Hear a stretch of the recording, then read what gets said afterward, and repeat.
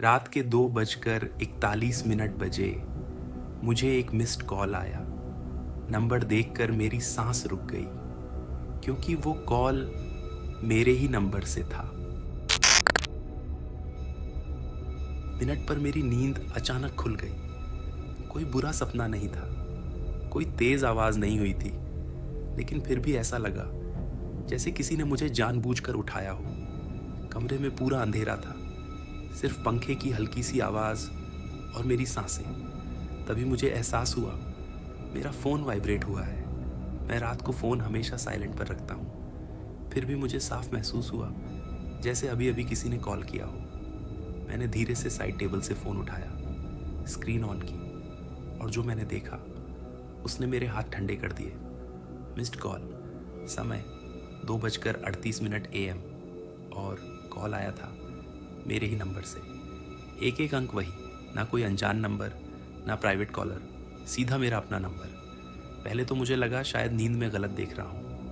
मैंने आंखें मलकर फिर से स्क्रीन देखी। नंबर वही था। मेरा दिल थोड़ा तेज़ धड़कने लगा। मैं अकेला रहता हूँ, घर में और कोई नहीं था।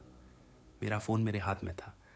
फिर मेरे ही नंबर से मुझे कॉल कैसे आ सकता है? मैंने तुरंत कॉल लॉग खोला। वहाँ लिखा था आउटगोइंग कॉल 47 सेकेंड्स, समय 2:38 AM। मतलब 3 मिनट पहले मेरे फ़ोन से किसी को कॉल गया था। किसको? नीचे देखा, कॉल गया था मेरे ही नंबर पर। मेरा गला सूख गया।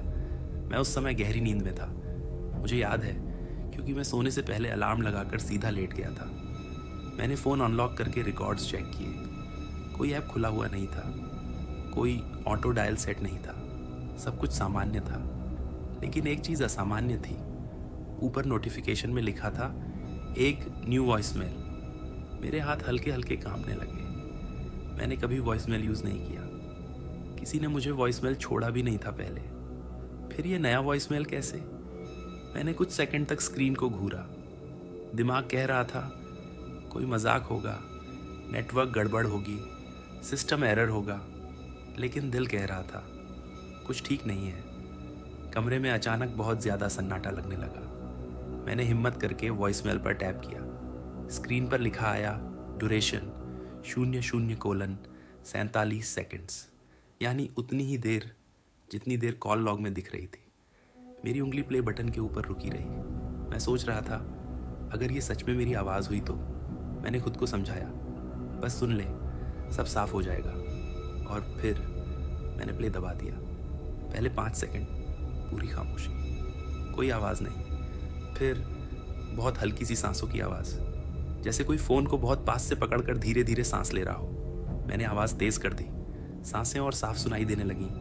और फिर एक फुसफुसाहट, धीमी, टूटी हुई, लेकिन साफ। अगर तुम ये सुन रहे हो तो आईने पर भरोसा मत करना। मेरे पूरे शरीर में झुरझुरी दौड़ गई। वो आवाज़ मेरी ही थी, एकदम मेरी, ना मिलती जुलती ना मिलती हुई, सीधा मेरी आवाज़। मैंने तुरंत वॉइसमेल बंद कर दिया। दिल इतनी तेज़ धड़क रहा था कि मुझे खुद अपनी धड़कनें सुनाई दे रही थी। मैंने कमरे में चारों तरफ देखा, सब कुछ वैसा ही था। दरवाज़ा बंद, खिड़की बंद, लाइट बंद। लेकिन उस पल मुझे ऐसा लगा जैसे मैं कमरे में अकेला नहीं हूँ। फ़ोन अभी भी मेरे हाथ में था। स्क्रीन पर आखिरी शब्द चमक रहे थे, वॉइसमेल एंडेड।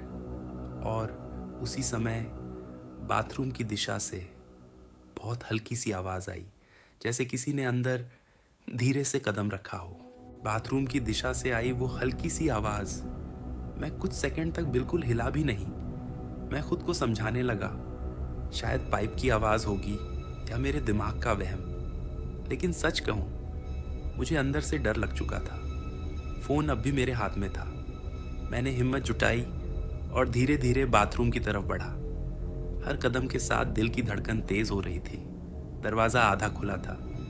मुझे याद था सोने से पहले मैंने उसे पूरा बंद किया था। मैंने दरवाजे को हल्का सा धक्का दिया। चरर, दरवाज़ा पूरी तरह खुल गया। अंदर लाइट बंद थी। मैंने स्विच ऑन किया। सब कुछ सामान्य, वॉश बेसिन, बाल्टी, आईना। मैंने गहरी सांस ली। देखा कुछ नहीं है, मैंने खुद से कहा। फिर मेरी नज़र आईने पर पड़ी। मैं सामने खड़ा था, थोड़ा पसीना, थोड़ी घबराहट।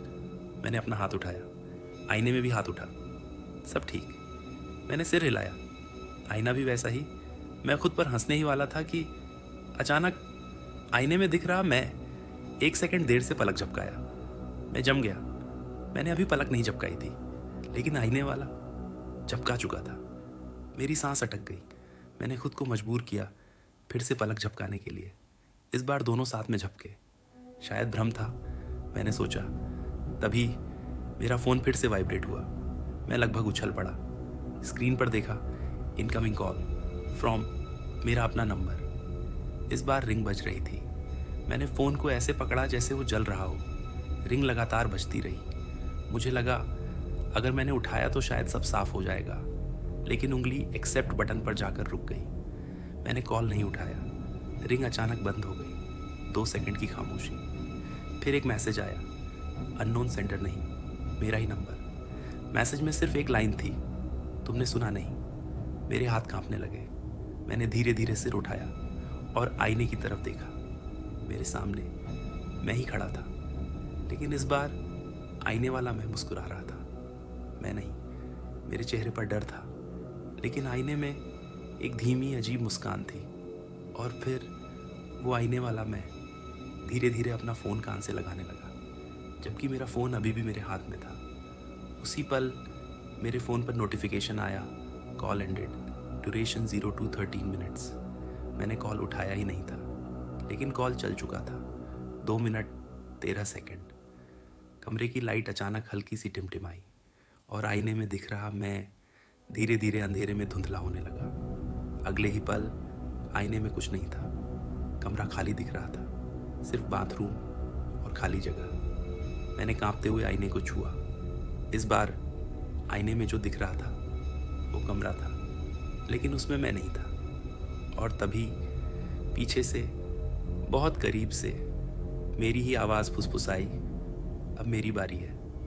5 सेकंड की पूरी खामोशी। और उस रात के बाद मैं कभी यह तय नहीं कर पाया कि मैं असली हूँ या वो।